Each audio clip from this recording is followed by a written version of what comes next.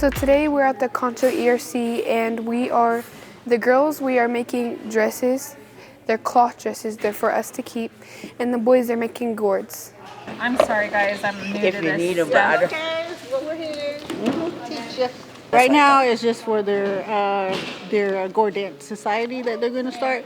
So we're helping them do their tea dresses, and then Kendrick's and them is helping the boys with the gourds. The youth council, my sister Geraldine Longknife asked me to come out and kind of teach the kids how to put together a gourd dance gourd. So just trying to help them out, encourage them. Show them how to put it together, so and maybe one day they could pick it up and teach each other and share it with each other.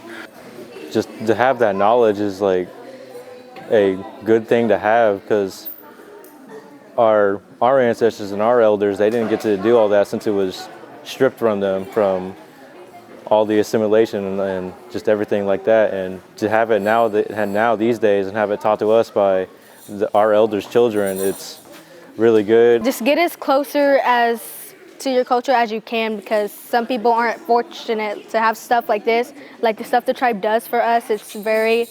I'm very grateful for it. Like, if it wasn't for youth council, I want to be in here making my dress.